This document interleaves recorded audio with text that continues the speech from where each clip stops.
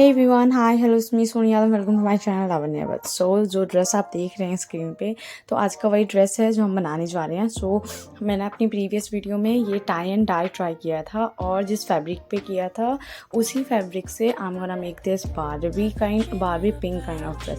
तो उसके लिए जो फर्स्ट स्टेप था दैट इज़ पैटर्न मेकिंग, जिसके लिए मुझे बॉडी ब्लॉक बनाना था। क्योंकि मुझे थोड़ा सा टेलरिंग मेथड भी आता है, तो नीचे का जो स्कर्ट पोर्शन था that I will make by tailoring method. Okay, so घंटे लगाने के बाद I have finally made this pattern, जिसको तैयार करने में मुझे लग गया था 1.5 घंटे के अराउंड। और फिर इस पैटर्न को काटने के बाद मेरे को 2 पैटर्न मिले, जिसमें एक फ्रंट था और एक बैक था।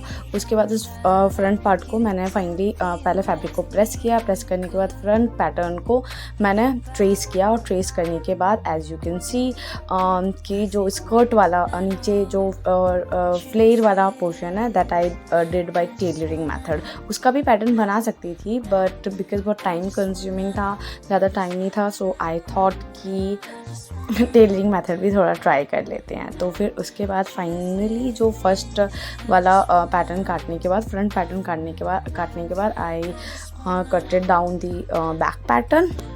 बैक पैटर्न को भी ऐसे ही ट्रेस किया। ट्रेस करने के बाद फिर जो उसका फ्लेयर वाला पोर्शन था उसको टेलरिंग मेथड से मेजरिंग टेप से मेज़र करके अच्छे से सेट किया, and then I cut that portion as well. और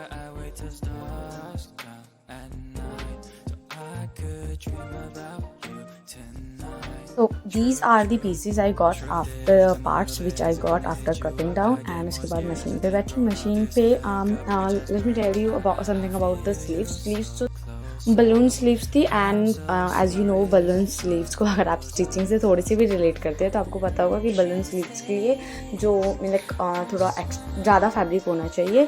तो ऊपर का जो पोर्शन था उसमें बहुत ही कम गैदरिंग थी, लेकिन नीचे वाला क्योंकि ज़्यादा फैब्रिक था, नीचे में सेम मेजरमेंट में मैंने कट कर दिया। तो उसके लिए उस फैब्रिक को यूज़ करने के लिए I have to make gathering. तो गैदरिंग के लिए I have use this plastic को स्ट्रेच करते हुए पूरे फैब्रिक पे स्टिचिंग चलानी है। This is how the gathers will look, and this will create a balloon kind of full look. Sleeves को अटैच किया एज यू कैन। पहले स्लीव्स को अटैच करने के लिए पुश पिन का यूज़ किया, और पुश पिन से यूज़ करने से ये होता है कि स्लीव्स में सिर्फ स्टिचिंग चलानी है, क्योंकि सब कुछ ऑलरेडी हमने सेट करके सारे पार्ट्स को जोड़ लिया होता है।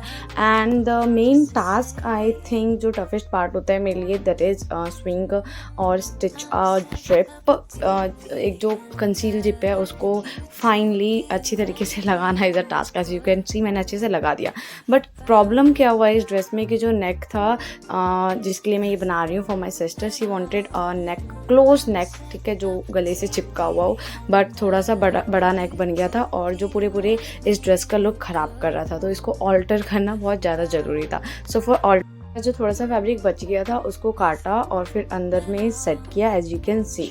और जो नेक है वो 2 बाई 2 इंचेस का वो किया। उसके बाद क्योंकि इसका सिम लाइन दिख रहा था जो अलग से फैब्रिक यूज़ किया था, तो उसको हाइड करने के लिए I have made ruffles as you can see in this video. इस तरीके का मैंने रफल तैयार किया, और फिर this is made by gathering method. Okay, thread को खींच के और फिर उसको सेट किया। सेट करने के बाद ठीक ठाक दिख रहा था, सो आई थॉट कि पहले तैयार करते हैं, पहना के देखते हैं, अगर अच्छा लगेगा तो we will go with this। okay, so this is how the neck after that looked। अब इसके बाद जो है ये पोर्शन तो काफ़ी अच्छा सा लग रहा था, बट फिर बाकी सारा जो ड्रेस था वो थोड़ा उतना अच्छा लुक नहीं दे रहा था। सो फिर जो बाकी का और फैब्रिक थोड़ा सा बचा था उससे भी रफल्स तैयार किए, और रफल्स तैयार करने के बाद उसको जितना भी princess line shoulder Prince line जो तैयार किया हुआ था उस पूरे प्रिंसेस लाइन पे नीचे से आफ्टर द नेक के नीचे वाला जो पोर्शन था उस पे अच्छे से अटैच किया क्लीनली। और फिर उसको अटैच करने के बाद लेट मी शो कि पूरा लुक कैसा आया। So this is the whole look. ये इसके फ्रेंड की बर्थडे पार्टी थी जहाँ पे इसको पहन के जाना था। This is exactly the same Barbie pink kind of dress as you can relate. Thanks for watching.